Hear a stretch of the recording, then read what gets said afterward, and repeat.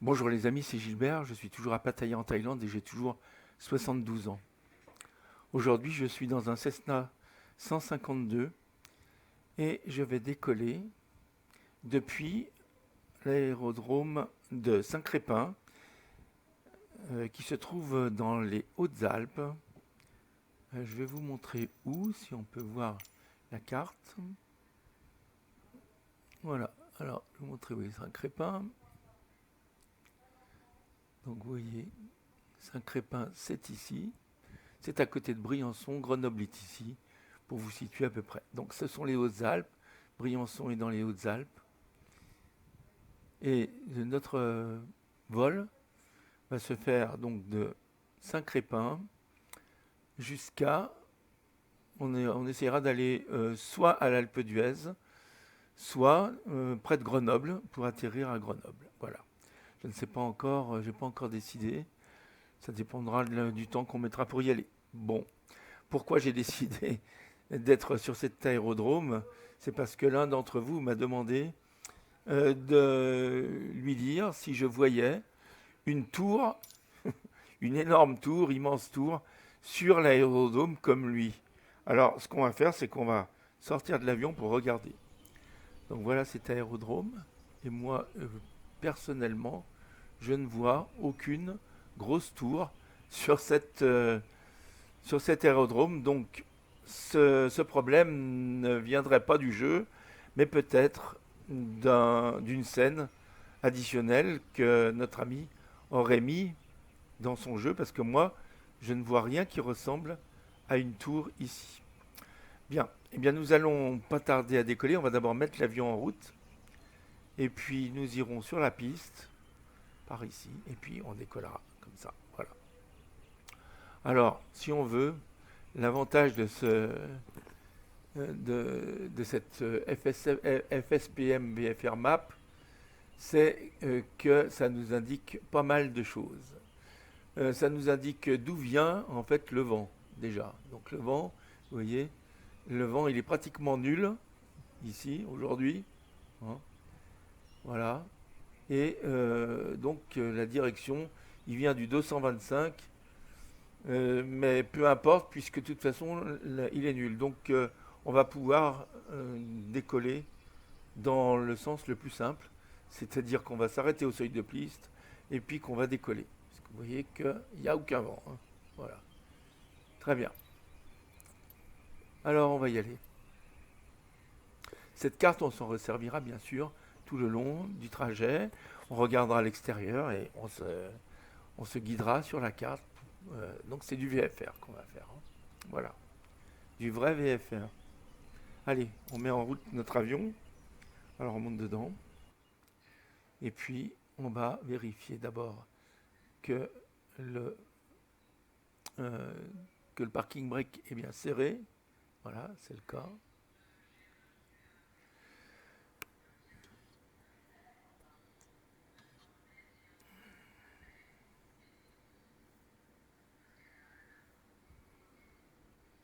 On vérifie bien, vous voyez. Là, le frein est serré quand il est tiré. Ah, voilà, on va le tirer. Ok. Bien. Alors, après ça, on va allumer cette lumière qui est là, nav. Et puis, on va vérifier que ici, vous voyez que la position de cette manette est bien sûr on de manière à ce qu'on ait du carburant qui arrive jusqu'au carburateur. Voilà. Hop, c'est fait. On va donner deux ou trois petits coups avec ce primeur là. Donc, alors je sais plus là si c'est quand on pousse ou à mon avis le frein est mis. Je vais vous le dire, hein, on le verra tout de suite après. Je me souviens plus si le frein. Bon, je pense que le frein est mis quand il est comme ça. Hein. Bon, on va voir. Ok. Donc on va pouvoir démarrer. Donc je vais allumer ici la batterie, l'alternateur et redonner encore un petit coup de primeur là. mettre un tout petit peu ici de gaz et tourner. Et vous voyez, ça a démarré sans problème. Bon, maintenant que ça c'est fait, on va pas se servir du repousseur, hein. On va partir directement. Donc on va allumer nos feux, beacon, voilà. Et puis on va allumer les feux de taxi pour pouvoir avancer. Très bien. J'enlève mon frein de parc. Donc j'essaye de voir, voilà, et retirer. Donc on va pouvoir tourner sur la droite pour démarrer. Ok, c'est parti. Donc là, ben, apparemment c'est dans l'autre sens, donc voilà. Le frein de parc, il était, voilà, il est enlevé quand il est poussé, hein, voilà.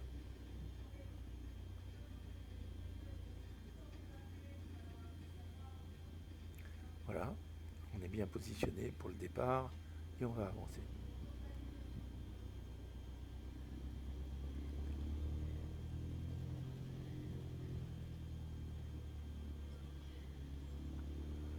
Alors,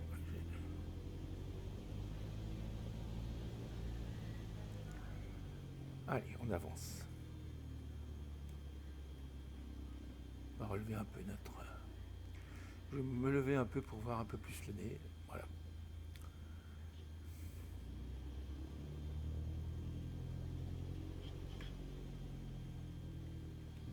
Alors, je suis obligé de conduire de la main gauche et en même temps d'accélérer avec la main du côté gauche, donc c'est pas très très facile puisque mon joystick est positionné pour un A320 Neo. Voilà, nous sommes arrivés au seuil de piste. Je mets mon frein de parc. Il est tiré, c'est bon.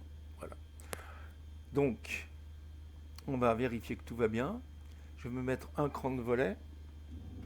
Voilà. Je vais allumer mes feux de décollage, enfin d'atterrissage. Je peux enlever le feu de taxi et je vais allumer les strobes aussi. Voilà. Quand on sera en l'air, on éteindra tout ça. On ne laissera que la navigation, le beacon et le strobe. Ok, donc tout va bien. Bon, je sais pas s'il faut mettre le pitot ou pas. Bon, on sait jamais, je vais le mettre. Bon, très bien. Alors je regarde ici, tout va bien. Oui, allez, je vais avancer jusqu'à la piste.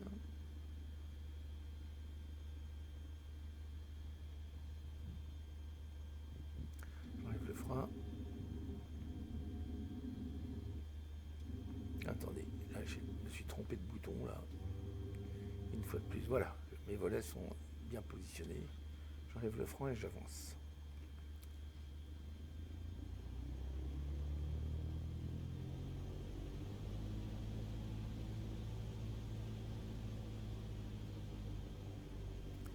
Donc je vais pouvoir décoller directement.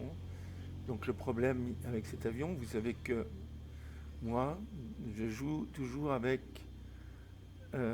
dans les options, donc j'ai tout réglé sur ce qu'il y a de plus délicat, hein, plus difficile, je veux dire. C'est-à-dire le plus proche des conditions réelles en simulation. Voilà. Donc ici, quand le moteur accélère, il faut rectifier un peu le moment du moteur. Enfin, ce qui fait que quand on décolle, quand on accélère, l'avion a tendance à aller sur la gauche puisque les hélices tournent à fond. Je vais pouvoir décoller. Voilà. J'essaye de rester bien à plat. Voilà, au-dessus de la piste. Et je monte. J'essaye de garder une attitude de montée à peu près de 1500 pieds minutes. Je vais rentrer le train, les volets. Et puis, je vais donner un petit coup de trim là. Pour le faire monter, hein, pas trop. C'est très sensible ce trim là. Voilà, et puis je vais tourner de manière à aller maintenant vers le nord, puisque vous voyez que là, on va plutôt vers le sud. Voilà. Donc je vais tourner pour aller vers le nord. Je vais enlever mes feux d'atterrissage. Et voilà. Et je vais tourner pour aller vers le nord. Alors, ce qu'il faut, c'est que je monte. Parce que si je veux Déjà, si je veux passer le col du Lautaret où on va passer, il faut que je sois quand même assez haut. Et puis, si je veux atterrir éventuellement à l'Alpe d'Huez, il faudra que je sois autour de 6-7 000 pieds. Donc, voilà. Voilà, là, je me suis tourné vers le nord à peu près. Et c'est de ce côté, en principe, que je devrais aller pour aller vers Briançon. Parce qu'on a regardé sur la carte. Alors, si on regarde la carte, je vais vous la montrer. On est ici, donc vous voyez que Briançon c'est ici. Donc il faut suivre cette vallée pour aller jusqu'à Briançon. C'est ce qu'on va faire en montant tranquillement, toujours entre 1000 et 1500 pieds, de manière à garder une vitesse à peu près standard autour de 80 nœuds.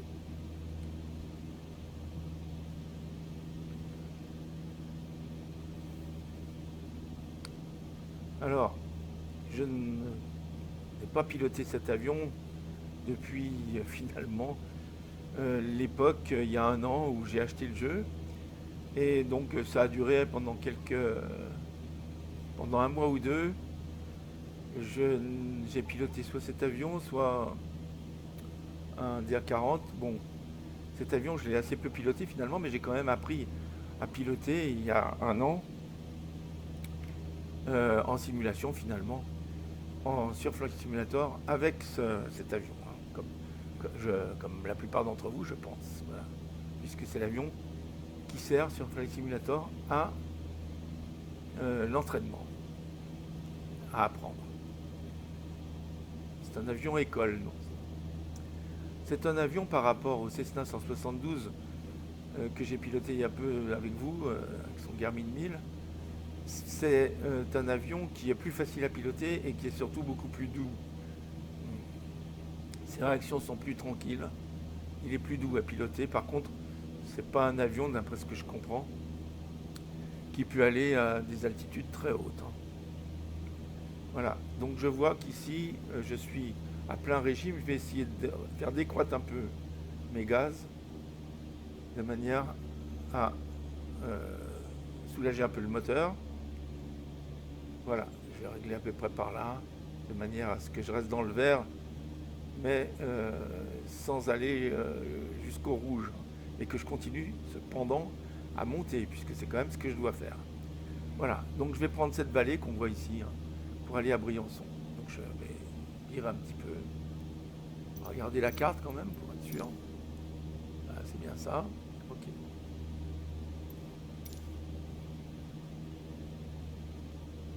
Donc vous voyez que nous sommes à peu près maintenant à 5000 pieds.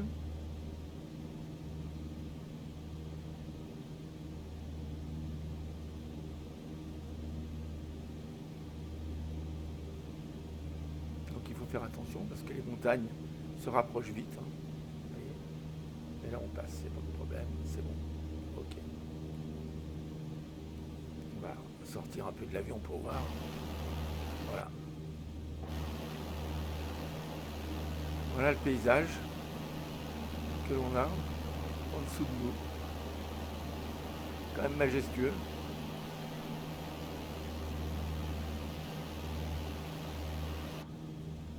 Regardez la carte. Vous voyez que on voit Briançon maintenant.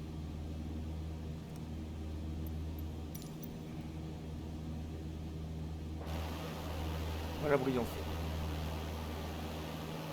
Donc on va passer Briançon et ensuite on va continuer vers le col du Lautaret, qui est donc le col qui est juste après.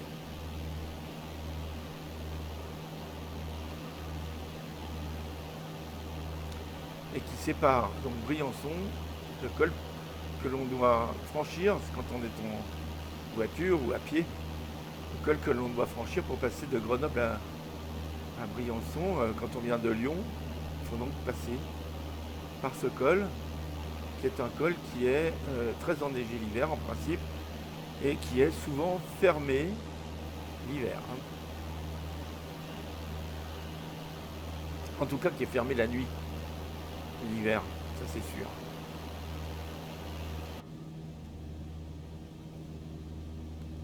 Alors, on va regarder la carte à nouveau, pardon.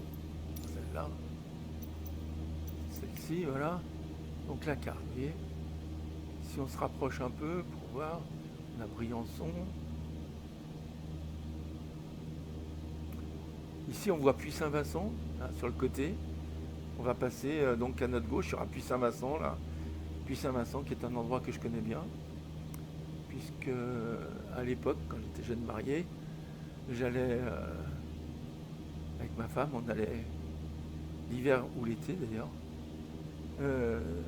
à Puy-Saint-Vincent où mon beau-père et sa femme et sa famille, ils étaient nombreux, hein, ils étaient 7 enfants, avaient acheté un magnifique appartement dans des bâtiments qui avaient été construits, donc c'était dans les années 75, voilà. Donc j'étais tout jeune et avec ma 2 chevaux, on allait là-bas, j'étais tout jeune marié, on n'avait pas encore d'enfants, voilà. Et on allait faire de la montagne l'été et du ski l'hiver, ensemble. Voilà. Puis Saint-Vincent, c'est là, par là. Voilà, bon, on continue. On va maintenant, vous voyez, au fond de la vallée, là, on va prendre sur la gauche, hein. On va prendre sur la gauche pour aller prendre, enfin, je vais vous montrer, hein, pour aller jusqu'au col du Lotaret.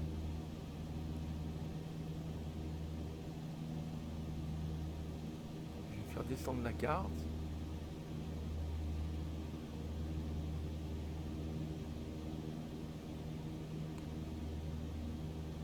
Donc Briançon, et après on prendra le col du Lotaret.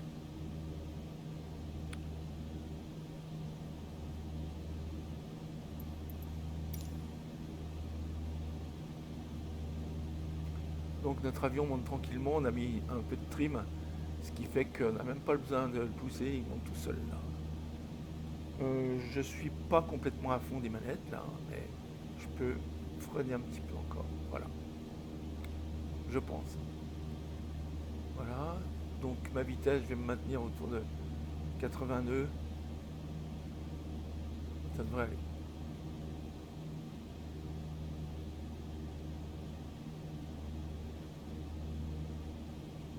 C'est pas un temps magnifique, enfin bon, ça a déjà été pire. C'est dommage. Cette année, vraiment, l'été n'aura pas été très beau en France. C'est dommage. Voilà. Alors, qu'est-ce que je peux vous dire là sur la route qu'on va prendre? On va regarder ensemble cette route. Alors, voilà, Briançon. Donc après Briançon, ici, on va prendre sur la gauche et monter au col du Lotaret qui est là. Quand on aura passé le col du Lotaret, on redescendra. Si on va tout droit à Briançon, on va du côté de la Savoie, hein. Donc c'est pas ce qu'on va faire. Nous, on va du côté de l'Isère. Donc on va suivre cette vallée qui est là. Cette vallée-là. Voilà. Qui est juste devant nous maintenant et qu'on va prendre ici. Cette vallée qui va nous amener donc d'abord au Montier-les-Bains, qui est juste avant, donc juste avant le col du Lotaret, hein, Montier, voilà. Et puis ensuite, on va redescendre après le col du Lotaret. On va redescendre vers l'Isère en fait, hein. On va passer à la Grave, qui est un lieu où il s'est passé des choses graves justement, plusieurs fois dans ma vie. Voilà, 2 fois. Je raconterai peut-être si j'ai le temps un jour. C'est curieux que cet endroit ait été comme ça, un endroit qui me rappelle des souvenirs terribles. Bon, je vous raconterai si je peux. Ensuite, on va passer au-dessus de ce lac de barrage et vous verrez le barrage. La route passe sur le barrage, traverse la vallée, sur le barrage.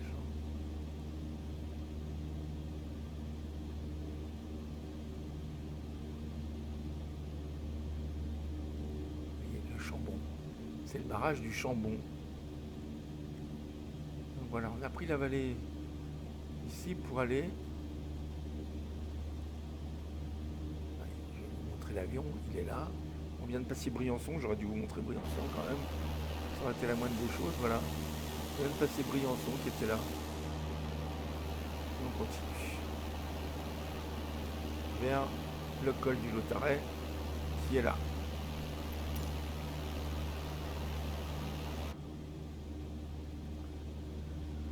Donc on est arrivé à 7000 pieds, bon, ce qui était une bonne altitude pour naviguer. On va pas monter plus, hein. On va rester à peu près à cette altitude. Je pense que ça devrait suffire. On va aller à 7000. Hein. On monte encore un tout petit peu.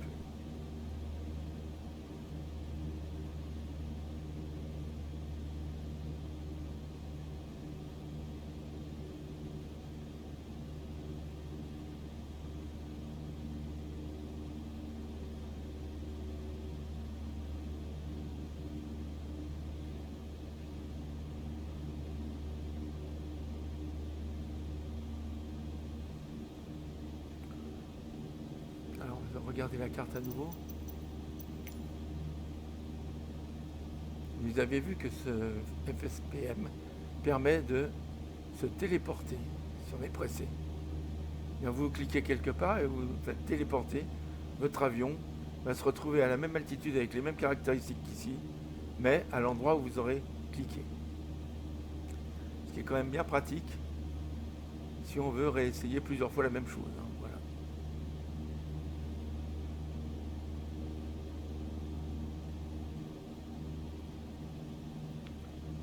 Donc là, on va passer au Lautaret. Dans un petit moment, le Lautaret, c'est là.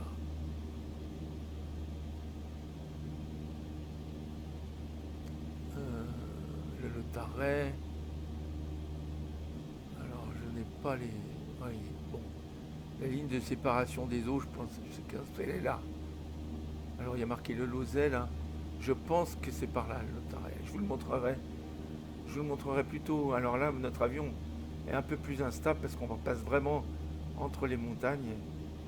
Donc il y a des courants le long des montagnes qui ont tendance à soulever l'avion en fait, hein, à le faire monter.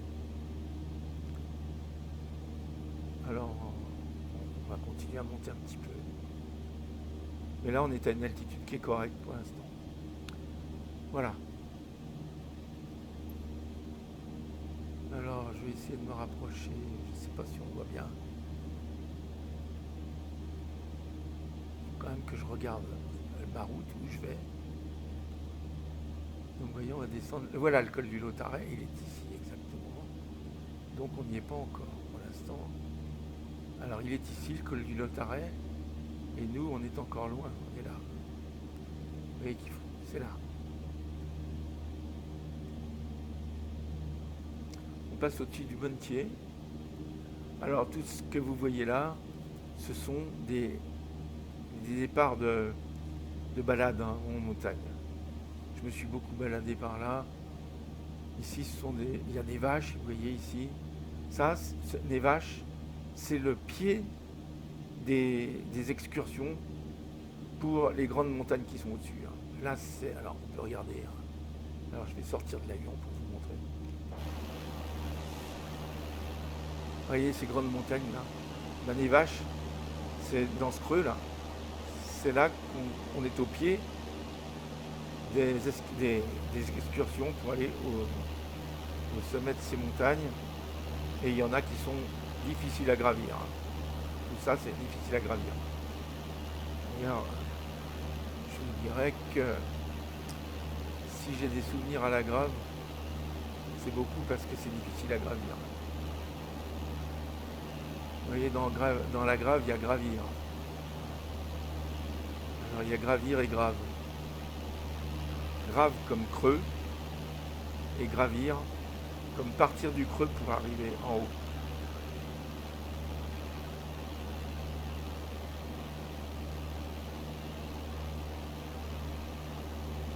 Grave, c'est difficile donc. Et la Grave, c'est un endroit difficile pour moi. Et pour d'autres. Regardez, c'est très beau. On va se remettre dans l'avion. Voilà. Regardez ce paysage magnifique. Ces montagnes. Alors pour vous dire que là je suis en ultra, hein, en ce qui concerne mes réglages. Je suis en ultra et j'ai activé les données Bing. C'est ce qui permet d'avoir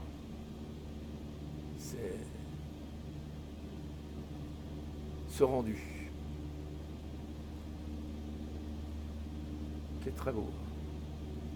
Regardez, c'est magnifique, c'est comme la réalité. Alors, j'ai volé dans la réalité ici, dans un piper, quand j'étais à l'Alpe d'Huez. Et donc, j'ai même tenu le manche pour atterrir à l'Alpe d'Huez, dans la réalité. Bien sûr, avec quelqu'un de chevronné qui était aux commandes aussi. Hein. J'étais à la place du pilote et il y avait un double manche, bien sûr. Et derrière moi, il y avait donc cette personne qui m'a aidé à atterrir à l'Alpe d'Huez. Un moment mémorable. C'était il y a 25 ans, ça. Ou en tout cas 23 ans. Voilà. Donc on va regarder la carte pour que je ne me trompe pas, mais je pense que c'est là. On arrive bientôt. Alors, on arrive bientôt.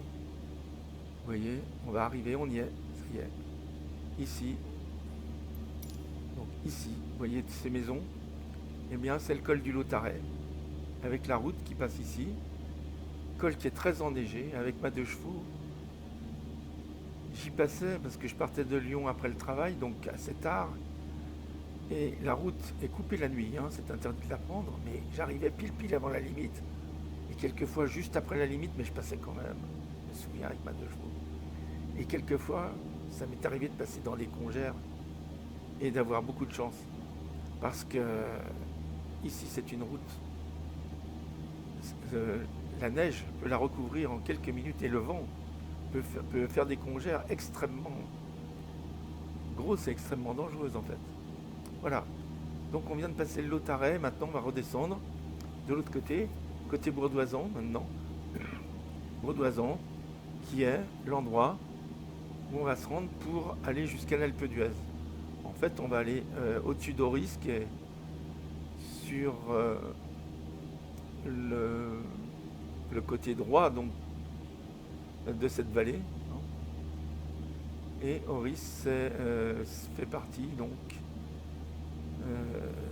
de cet ensemble immense de pistes de ski, hein, ce domaine skiable immense qui est celui de l'Alpe d'Huez, Auris, Huez, enfin, je vais vous montrer plus après. Voilà.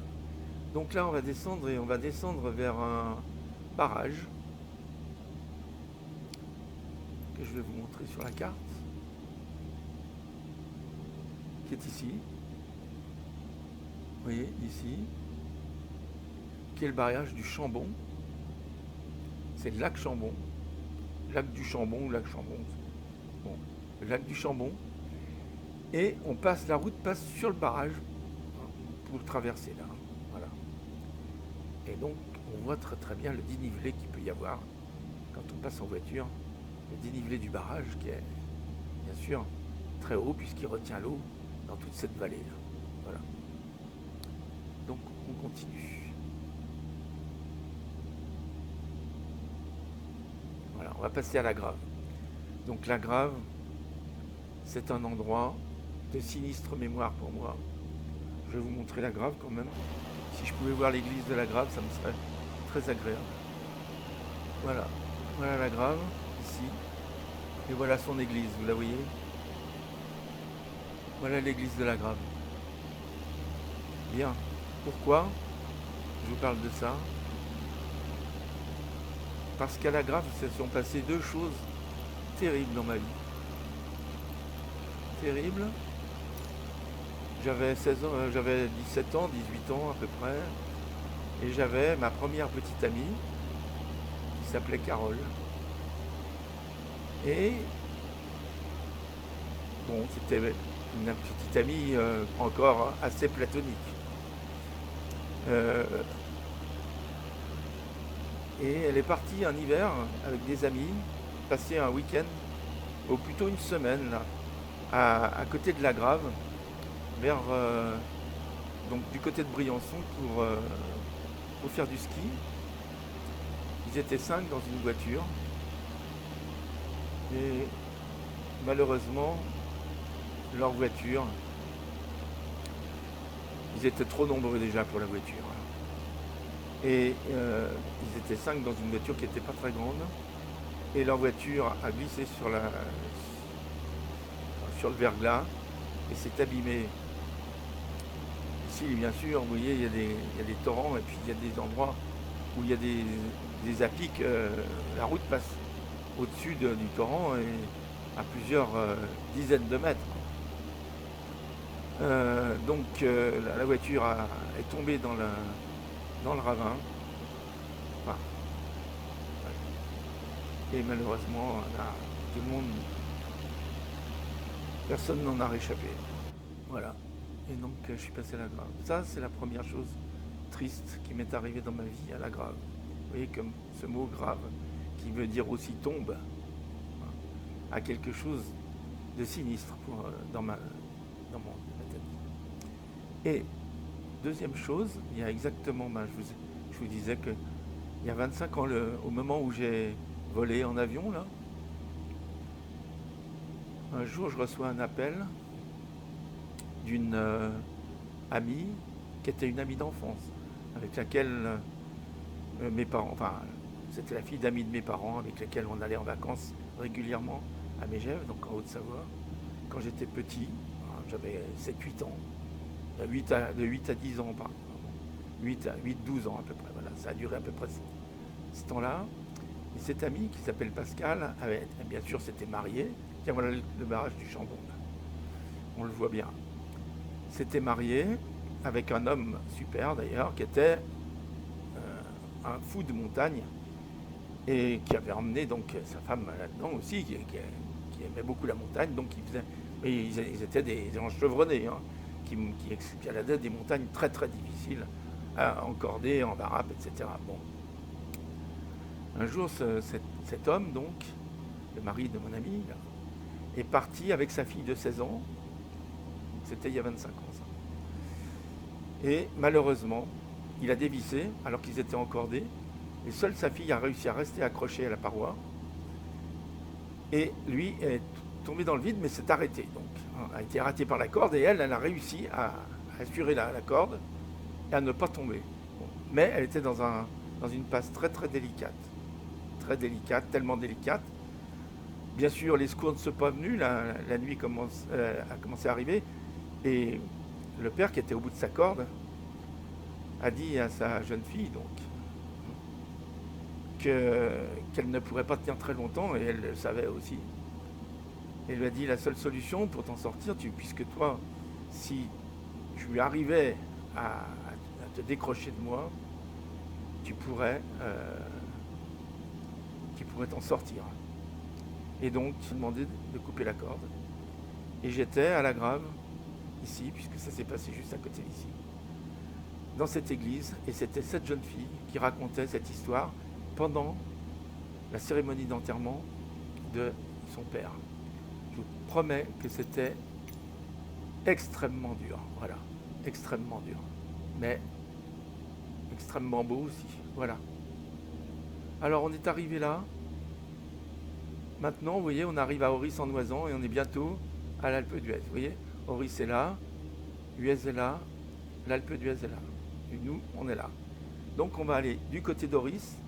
J'ai beaucoup. Alors vous voyez que en discutant, je me suis laissé descendre, donc je vais remonter là.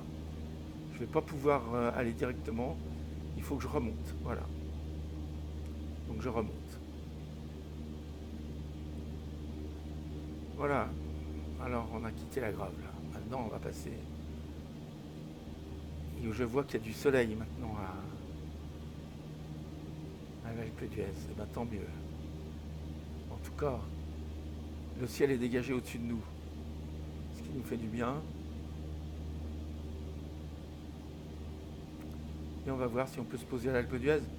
Si je n'y arrive pas, on ira se poser du côté de Grenoble. On verra. Donc là, je vais continuer à monter si je peux. Parce que j'ai beaucoup descendu. Vous voyez, je suis à moins de 6000 pieds. Il faut que je monte pour passer l'Alpe d'Huez là.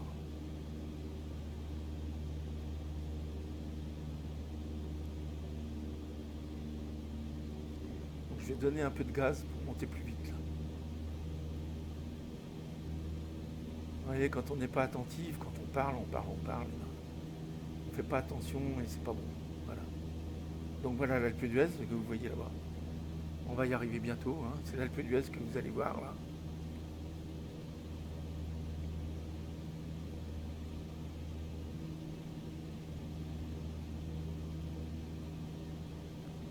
Faut y aller.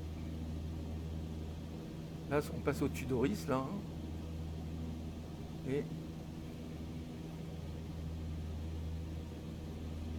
ensuite, on arrivera à l'Alpe d'Huez. On verra le terrain d'atterrissage. On y sera bientôt. Hein. Donc, il faut être très concentré là. Donc, je vais réduire ma vitesse maintenant et essayer de conserver cette altitude à peu près pour aller directement vers l'aéroport. Vers l'altiport, pardon. On va se poser en montée. Hein.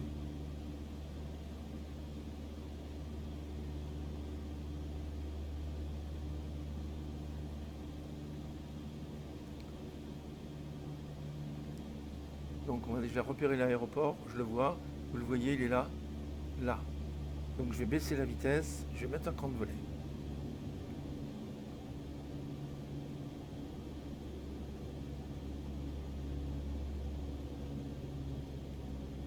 Mettre un deuxième camp de volet. Et je vais essayer d'atterrir ici. Ce qui n'est pas dans la poche, hein, je vous le dis. C'est pas simple d'atterrir ici. Il faut régler sa vitesse exactement. Il faut essayer d'arriver pile en face de la piste.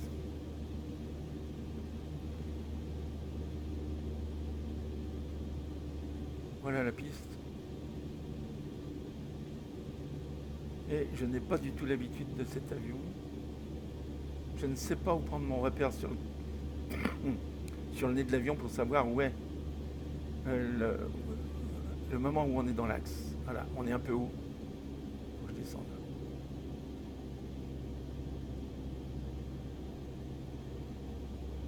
Et je ne suis pas en face, vous voyez. Je vais mettre un dernier camp de volet. Et voilà.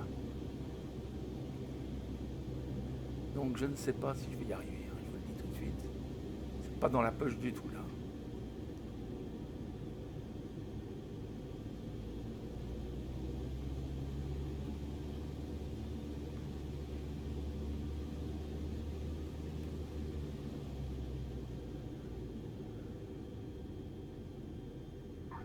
Alors, on a réussi.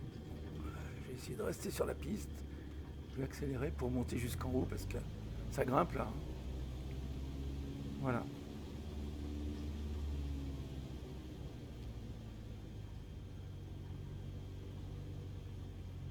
Et voilà, on est arrivé, on va pouvoir aller boire un café là, sur le côté gauche, au soleil. Il est encore tôt, apparemment. Voilà. Voilà l'Alpe d'Huez. Voilà. Qui me rappelle, bien sûr, des grands souvenirs dans ma vie. Cet endroit-là, Alors, vous voyez, là, j'ai fait une erreur. Parce que j'ai trop ralenti. Je vais aller me garer là-bas. Voilà. Alors, bien sûr, il faudrait, pour bien faire, il faudrait... Je vais me garer par là. Il y a un repousseur, donc je peux me permettre de... Vous voyez, là, j'aurais dû arriver là, en fait. Bon, ben, c'est pas grave. On va faire comme ça. Allez. Et voilà. Là, je vais freiner. Freiner. Voilà. Et me laisser rouler jusque là. Ah, il me dit de me mettre là, carrément. Bon, ben, très bien. C'est pas grave. Ok.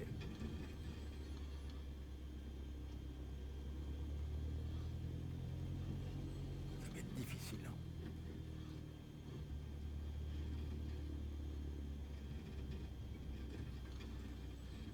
Voilà. Stop. Oui, il est toujours là, c'est bon. Je suis passé juste entre les deux. Donc tout va bien. Bon, on va regarder quand même à l'extérieur.